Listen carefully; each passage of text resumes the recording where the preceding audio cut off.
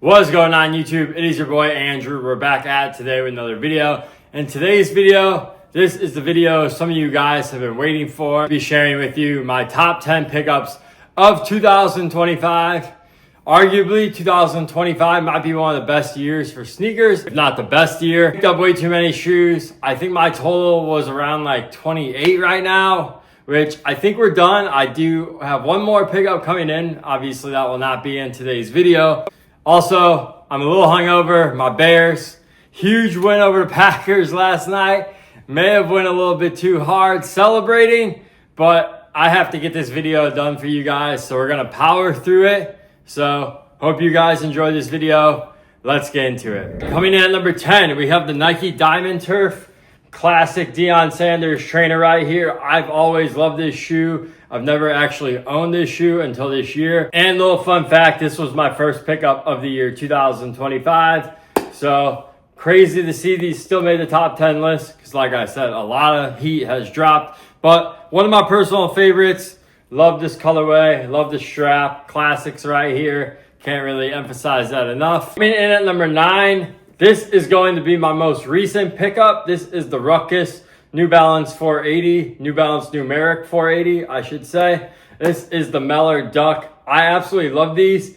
Honestly, these would have been higher, but one of the factors on my list is that I actually have to wear this shoe. And since I just got these, I actually haven't had a chance to wear them yet. So I had to keep them at number 9. Regardless, I love this color blocking. The materials on here are so fired. You got this nice pebble leather, you got this nice suede on the back right here, nice brown suede. I could probably talk a lot more about these, but I'm gonna save that for end of the year pickup video. So if you wanna learn more about these, check out that video. But yeah, really good collab. And number 8 is the Adidas Bad Bunny Gazelle. To be honest with you, my favorite Adidas shoe to come out this year was actually the Adidas Evo SL. However, I just never got a pair.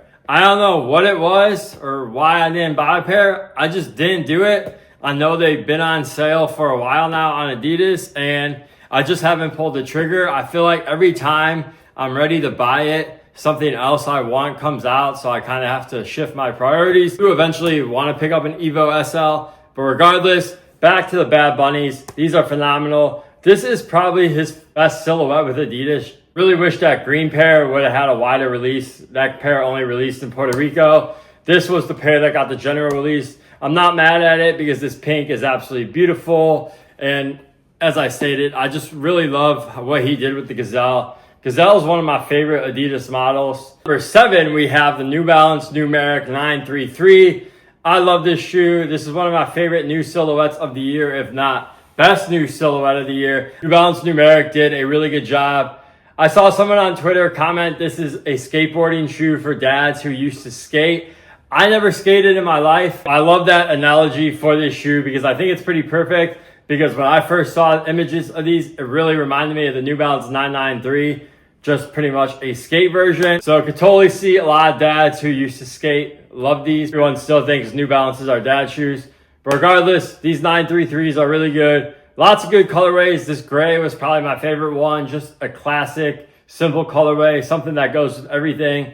And I find these to be pretty comfortable too. So if you still haven't picked one of these up, highly recommend checking them out. Really good shoe. Definitely more comfortable than SB Dunks, by the way. But let's move on to the next one. Next pair right here, I believe this is number 6. This is going to be the Action Bronson New Balance 992. Personally think Action Bronson had one of the best years at New Balance for collaborations. I know his shoes are not going to be for everyone. A lot of them are loud. A lot of people don't like that. But these right here, I really like these a lot. Of course, they kind of go with my Bears gear, so I've been wearing them a ton this fall, winter. And just a black midsole, you can easily beat these up. I know there was a purple pink pair, which I do have. I like those a lot too, but I've only wore those one time since I got them. They're just really hard to wear, and this pair right here is way more easier. So that's why I picked these 992s over those for the top 10. And overall, the New Balance 992 is one of my favorite silhouettes. These are so comfy. If you guys don't have a 992, definitely go check them out. I've been wearing my 992s a ton. If you guys follow me on social media, I've been wearing my J. Crew New Balance 992s all the time, along with these. Pretty much my two go-to fall winter shoes when it's not snowing outside. All right, coming in at number 5, we have the Air Jordan 8 Aqua. Honestly, big nostalgia shoe for me. I got these in middle school. My mom made me send them back because I got a bad grade on a test, and I never got them again until this year when they came out. And I am so happy with these. Honestly, if it wasn't for some others on this list, this probably would have been my number 1 Jordan Retro. Maybe my number 1 shoe overall. Who knows? Just absolutely love the Aqua 8. And let me know, did you guys pick up the Bugs Bunnies yesterday? I was kind of tempted. I see they're sitting. I've already bought too many shoes this year. Should I pick them up? Should I not? I don't know. I do like the Bugs Bunnies, but I don't know if I need them. I think I'm good with the Aqua 8. But let me know if you guys picked them up. But yeah, one of the best retros, in my opinion, this year. And probably not a retro you're going to see on a lot of people's top 10 lists. Coming in at number 4, I mean, you guys knew this was going to make it. But this is the Air Jordan 4 Undefeated. I know it's coming in at number 4, so I wonder what is the next 3. But anyways, I had to include these. It's still pretty crazy that these released and they were, I wouldn't say they were easy to get, but there were a lot of pairs. You had a pretty good chance. And resale, I think, is still only around like $350. So for a shoe that was kind of like a myth and that was reselling for $40,000 at one time, it's pretty crazy that Nike and Undefeated let the public have a shot at these, and a good shot too. They could have easily kept these to like 2,000 pairs if they really wanted to, but I appreciate them letting us eat. Never thought I would own these. It's still pretty crazy to me that I'm able to wear Undefeated 4s. If you would have told me that like 10 years ago, I would have called you absolutely crazy, or I would have thought I would have won the lottery. All right, coming in at number 3. This is probably going to shock you guys. I'm going with the Air Jordan 4 Nike SB in the beautiful white navy colorway. Now, once again, like I said with the Action Bronsons, I wear a lot of Bears stuff. These go with all my Bears stuff. Also, I just find navy goes with so much stuff. I also wear green pants all the time. These go perfectly with green pants. For example, I wore that yesterday. I kind of thought people were hyping up the comfort too much. And then I got these and I was like, you know what? Everyone was right. These are more comfortable than standard Air Jordan 4s.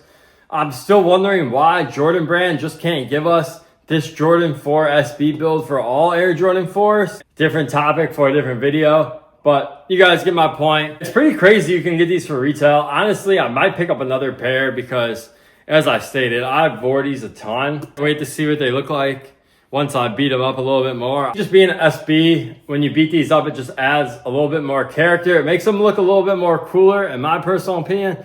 I know some people like to keep their shoes pristine and everything, but I think with these, I think with some wear and tear, it would make them look even better. And number 2, we got the New Balance Action Bronson 990 V6. I pretty much wore these 4 out of 7 days over the summer. This was my go-to summer shoe. In general, the New Balance 990 V6 is one of the more comfortable New Balances they offer. I recommend it to anyone. Absolutely love wearing this shoe. And this is just a super fun summer colorway. Honestly, I could probably wear this colorway year round, but I just haven't been wearing it for the winter. It's probably because I wore these so much over the summer that I just had to put them in the closet, give them a little rest, and I'll bring them back out once it starts to get a little bit more warmer again. As I stated, these are wearing in pretty nice. At first, I was kind of skeptical about this white leather on the New Balance 990 V6, just because I'm not used to leather on New Balance 990s. It's still kind of weird to me, but in this case, it definitely works. Makes the shoe a little bit more durable. Honestly, if these were like a white suede, I probably would have passed on them because they would have just been impossible to keep clean. One of my favorite things about this shoe is the laces. It's like this purplish pink, weird combination to throw together. But that's what I love about Action Bronson. He just puts the craziest colors all on a shoe and it somehow works. That's exactly what he did here. And that's pretty much exactly what he does on a lot of New Balance silhouettes. I think that's why I like them so much, because it's just something different at the end of the day. But anyways, you guys get my point. And number 1, the Air Jordan 1 Bred 85. This is my second favorite Jordan shoe of all time behind the Air Jordan 4 Breds. I know there was a lot of bullshit with this release. There was only 10,000 pairs. They were super hard to get. I actually paid resale for these. This was the first time I paid resale in 2 years for a shoe. Shows how much I wanted these, because I absolutely hate paying resale. I'll just say screw it altogether and won't do it, whatever. But for these, I had to do it. And I'm so glad I did because Jordan Brand, Nike, they did these right. I know a lot of people don't like this 85 shape. I get it. But to me, this is perfection. I never had a 1985 original Jordan. I probably never will.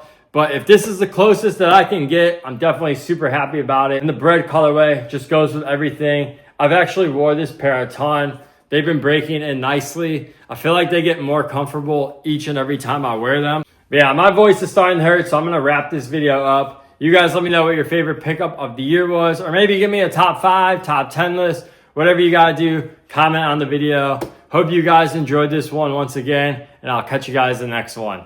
Peace.